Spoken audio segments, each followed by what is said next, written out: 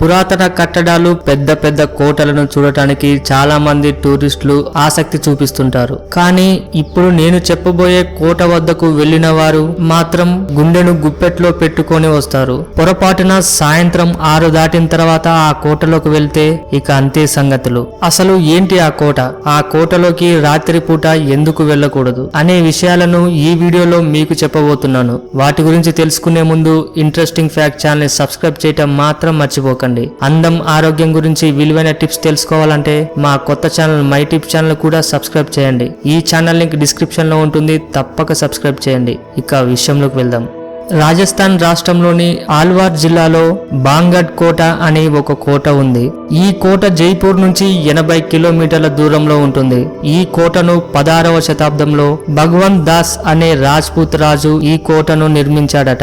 ఆయన తర్వాత ఈ కోట మాన్సింగ్ పాలనలోకి వెళ్ళగా అతను ఈ కోటను తన సోదరుడైన మాతూ సింగ్ కి ఇవ్వడం జరిగింది.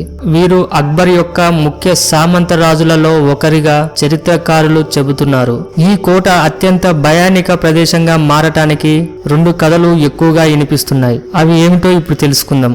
వాటిలోని మొదటి కథ, ఈ కోటలో నివాసం ఉండే బాబా బలక్నాథ్ అనే స్వామీజీ ఊరందరికి దూరంగా ఒక ఇల్లు కట్టుకొని ప్రశాంతంగా జీవించేవాడట. కొన్ని రోజుల తర్వాత జనసాంద్రత పెరిగి ఇతను ఇంటి వరకు కొన్ని ఇల్లు ఏర్పడడం చేత ఇతని ప్రశాంతతకు భంగం వాటిల్లిందట. దాంతో కోపగించుకున్న స్వామీజీ వేరే ఇంటి నీడ తన ఇంటిపైన పడితే ఆ రాజ్యం మొత్తం నాశనమవుతుందని శపించాడట. ఈ శాపం వల్లనే ఆ కోట నాశనమయ్యి దెయ్యాల కోటగా మారిందని చెబుతున్నారు. రెండో కథ ప్రకారం ఈ రాజ్యపు యువరాణి అయిన రత్నావతి చాలా అందంగా ఉండేదట. ఎంత అందంగా ఉండేదంటే ఆమె అందానికి చాలా మంది రాకుమారులు దాసోహం అయ్యేవారట. అదే విధంగా సిద్ సేవ్రా అనే మంత్రగాడు కూడా ఆమె అందం గురించి విని రత్నావతిని ఎలాగైనా పెళ్లి చేసుకోవాలనే ఆశతో ఉండేవాడట. ఆమె వయసుతో పాటు ఆమె అందం కూడా రోజు రోజుకి పెరుగుతూ వచ్చిందట. అలా ఆమెకు 18 సంవత్సరాల వయసు ఉన్నప్పుడు తన స్నేహితురాలతో కలిసి ఆ కోట వద్ద ఉన్న బజారులోకి వెళ్ళిందట. ఆ బజారులో ఉన్న ఒక అత్తర్ దుకాణం దగ్గరకు వెళ్లి అక్కడ ఉన్న అత్తర్ను తన చేతిపైన రాసుకొని ఆ అత్తర్ను పరీక్షిస్తుండగా సిద్ సేవ్రా అనే మాంత్రికుడు ఈ విషయాన్ని తెలుసుకొని ఆమె తన వశం అవ్వాలనే కోరికతో మంత్రించిన అత్తర్ సీసాను రత్నావతికి ఇచ్చాడట. ఈ విషయాన్ని పసిగట్టిన రాకుమారి ఆ అత్తర్ను ఒక బండపై వేయగా ఆ బండరాయి సిద్సేదాను మోయించి అతనిపై పడిందట. దాంతో ఆ మాంత్రికుడు తీవ్ర గాయాల పాలై చనిపోయాడట. ఆయన చనిపోయే ముందు ఈ రాజ్యంలోని ప్రతి ఒక్కడు చనిపోతారు అని శపించాడట. ఆ విధంగా అతను చనిపోయిన 3 నెలల తర్వాత బాంగడ్ పక్క రాజ్యమైన అజబ్గఢ్ రాజు ఈ కోటపై దండెత్తి వచ్చి ఆ కోటను సొంతం చేసుకున్నాడు.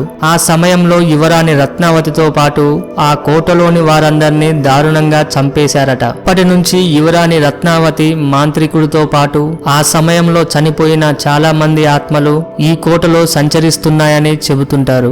అప్పటి వరకు ఎంతో అందమైన బంగ్లాగా ఉన్న ఈ కోట అప్పటి నుంచి ఒక భూత్ బంగ్లాగా మారిపోయింది. ఈ కోటలోకి రాత్రిపూట వెళ్లిన వారు అనుకోని పరిస్థితుల వల్ల చనిపోవటమో లేదా కనిపించకుండా పోవడమో జరుగుతుందట.